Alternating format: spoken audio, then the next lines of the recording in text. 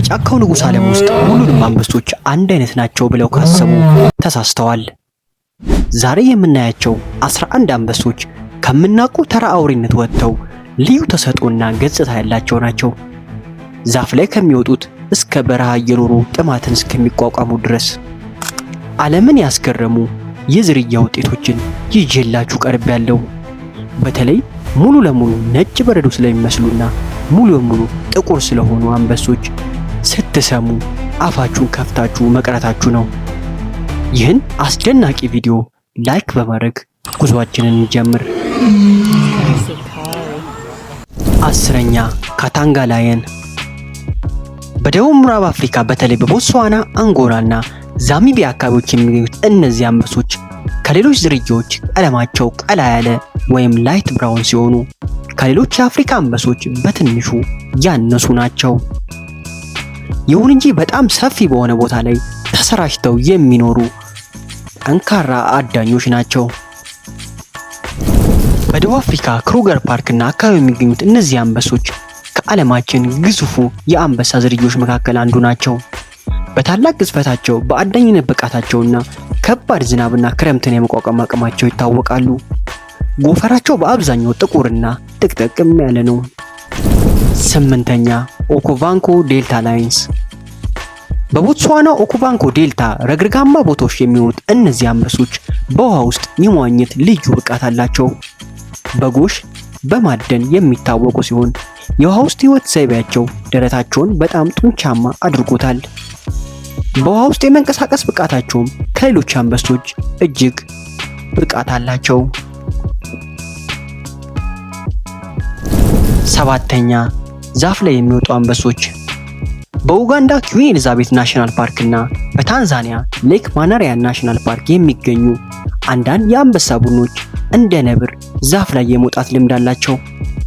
ይህን የሚያደርጉት ከነፍሳት ለመሸሽ፣ በተለይ ዝንቦች ቀዝቃዛ አየር ለማግኘት ወይም አድነው የተኛ ከርክሮ እንዳይነሳባቸው ከላይ ሆነው ለመከታተል እንደሆነ ይታመናል። 6ኛ በረሃ ላይ የሚኖሩ አንበሶች። በናሚቢያ ናሚብ በረሃ ውስጥ የሚገኙ እነዚህ አንበሶች በምድር ላይ ካሉ ጠንካራ እንስሳት መካከል ተጠቃሽ ናቸው። ውሃ ሳይጠጡ ለረጅም ጊዜ የመቆየት፣ በበረሃ ውስጥ ረጅም ርቀት የመጓዝና አነስተኛ ምግብ በማግኘት የመኖር ልዩ ብቃት አላቸው። ይህንንም ያገኙት በሺዎች ለሚቆጠሩ ዓመታት የቆየ የዝግመተ ለውጥ ውጤት ነው። 5ኛ ማኒሬስ ናይን ኦፍ ታሳቮ። በኬንያ ሳቮ አካባቢ የሚገኙት እነዚህ አንበሶች የሚገርመው ወንዶች ምንም አይነት ጎፈር የላቸውም። ይህ ልዩ ባህሪ የመጣው በከፍተኛ ሙቀት፣ በቴስቴስትሮን መጠን ልዩነት ወይም በአደን ወቅት ቁጥቋጥ ውስጥ ሲደበቁ እንዳይጠመዱ ለመከላከል እንደሆነ ይታመናል። 4ኛ የበርበሪ አንበሳ። እነዚህ ታላላቅ አንበሶች በአንድ ወቅት በሰሜን አፍሪካ ይገኙ የነበረ ቢሆንም በአሁኑ ሰዓት በዱር ውስጥ ሙሉ በሙሉ ጠፍተዋል። በግዙፍነታቸው በረጅምና ጥቁር እስከ ሆድ የሚደርስ ጎፈራቸው ይታወቁ ነበር። በሮም ኢምፓየር ዘመን ለግላዲያተር ውድድሮች በብዛት ይያዙ ነበር። በአሁኑ ጊዜ በጥቂት መካነ እንስሳት ውስጥ የሚገኙ ዘሮቻቸው ብቻ ናቸው።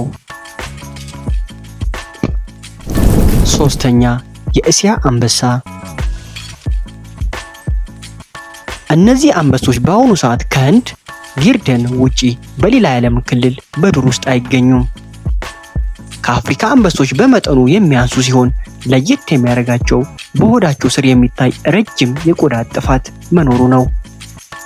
እንዲሁም የጎፈራቸው መጠን ከአፍሪካ አንበሶች ያነሰ ሲሆን ጆሮአቸው በጎፈራቸው አይሸፈንም።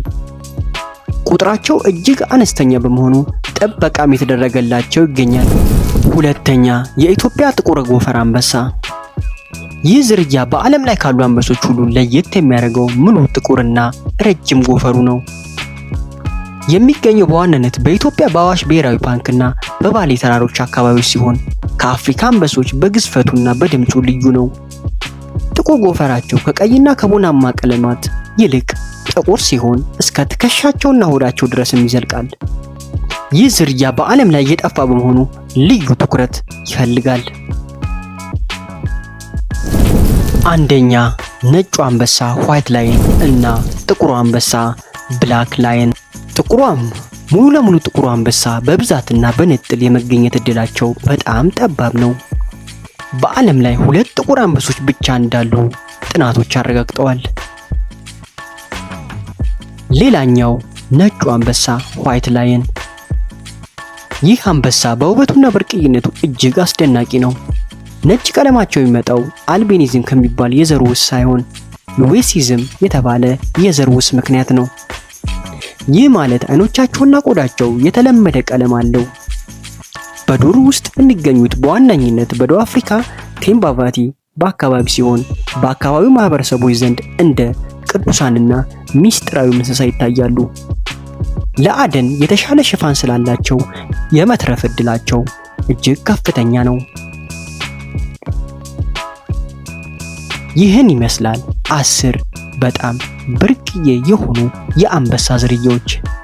ስለ የትኛው አንበሳ ዝርያ ተገረማችሁ? አይታችሁት ማታውቁት አንበሳ የትኛው ነው? ሐሳባችሁን ኮሜንት ላይ ጻፉልን።